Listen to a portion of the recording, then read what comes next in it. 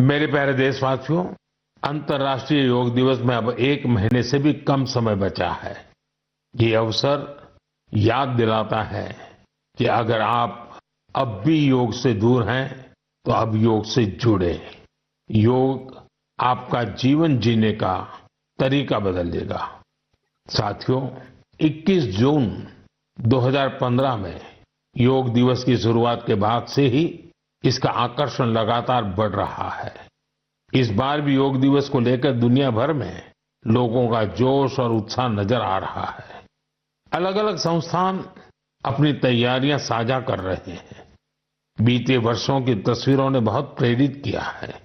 हमने देखा है, अलग अलग देशों में किसी साल लोगों ने योग चेन बनाई, योग रिंग बनाई।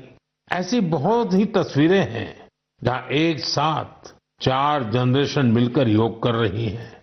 बहुत से लोगों ने अपने शहर की आइकॉनिक प्लेसेस को योग के लिए चुना। आप भी इस बार कुछ इंटरेस्टिंग तरीके से योग दिवस मनाने के बारे में सोच सकते हैं। साथियों, आंध्र प्रदेश की सरकार ने योग आंध्र अभियान शुरू किया है। इसका उद्देश्य पूरे राज्य में योग संस्कृति को विकसित करना है। इस अभियान के तहत योग करने वाले 10 लाख लोगों का एक पूल बनाया जा रहा है। मुझे इस वर्ष विशाखापत्तनम में योग दिवस कार्यक्रम में शामिल होने का अवसर मिलेगा। मुझे जानकर अच्छा लगा कि इस बार भी हमारे युवा साथी देश की विरासत से जुड़ी आइकॉनिक प्लेसेस पर योग करने वाले हैं। कई युवाओं ने नए रिकॉर्ड बनाने और योग चेन का हिस्सा बनने का संकल्प लिया है। हमारे कॉरपोरेट्स भी इसमें पीछे नहीं है। कुछ संस्थानों ने ऑफिस में ही योग अभ्यास के लिए अलग स्थान तय कर दिया है। कुछ स्टार्टअप्स ने अपने ऑफिस योग अवर्स तय कर दिए हैं।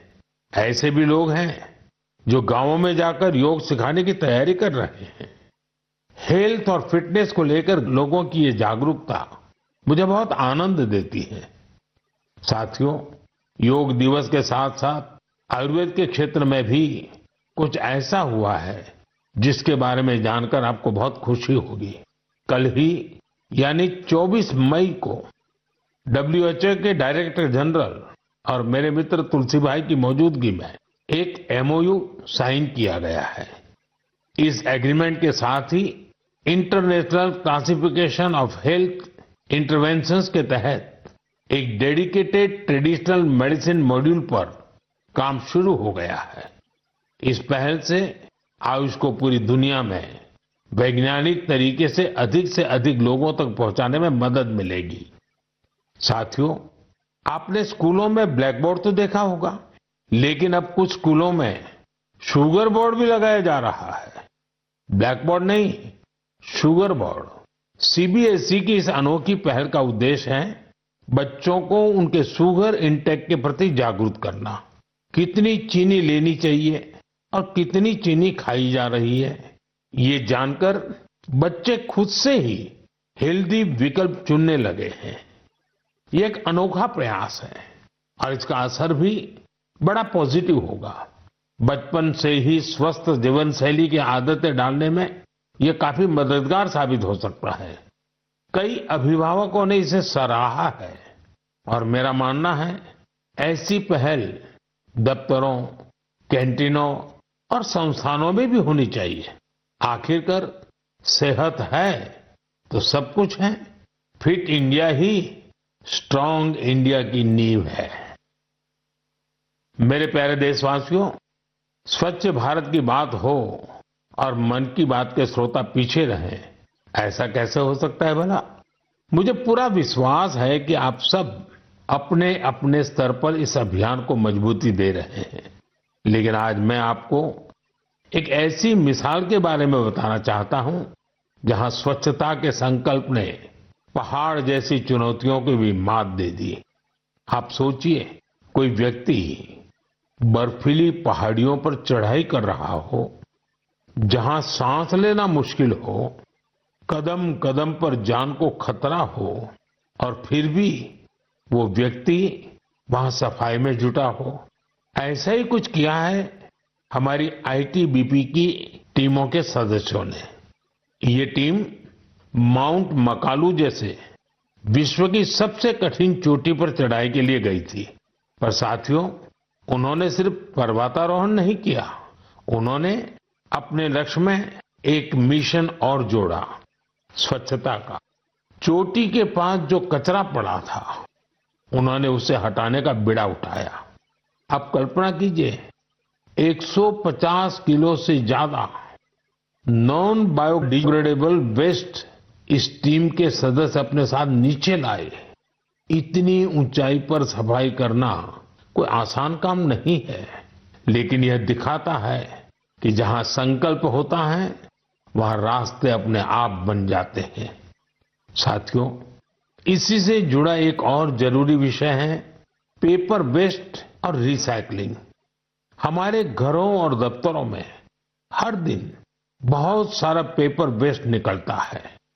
शायद हम इसे सामान्य मानते हैं, लेकिन आपको जानकर हैरानी होगी, देश के लैंडफिल वेस्ट का लगभग 1/4 हिस्सा कागज से जुड़ा होता है।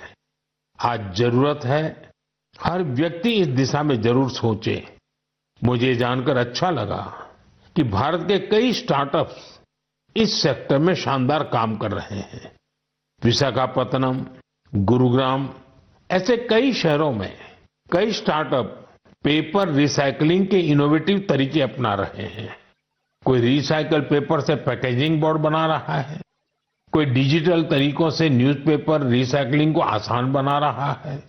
जालना जैसे शहरों में कुछ स्टार्टअप 100% रिसाइकल मटेरियल से पैकेजिंग रोल और पेपर कोर बना रहे हैं। आप ये भी जानकर प्रेरित होंगे, 1 टन कागज की रिसाइकलिंग से 17 पेड़ कटने से बचते हैं और हजारों लीटर पानी की बचत होती है। अब सोचिए, जब पर्वतारोही इतने कठिन हालत में कचरा वापस ला सकते हैं, तो हमें भी अपने घर या दफ्तर में पेपर को अलग करके रिसाइकलिंग में अपना योगदान जरूर देना चाहिए। जब देश का हर नागरिक ये सोचेगा कि देश के लिए मैं क्या बेहतर कर सकता हूं, तभी मिलकर हम बड़ा परिवर्तन ला सकते हैं। साथियों, बीते दिनों खेलो इंडिया गेम्स की बड़ी धूम रही। खेलो इंडिया के दौरान बिहार के 5 शहरों ने मेजबानी की थी। वहां अलग अलग कैटेगरी के मैच हुए थे। पूरे भारत से वहां पहुंचे एथलीट्स की संख्या 5000 से भी ज्यादा थी। इन एथलीट्स ने बिहार की स्पोर्टिंग स्पिरिट की, बिहार के लोगों से मिली आत्मीयता की बड़ी तारीफ की है।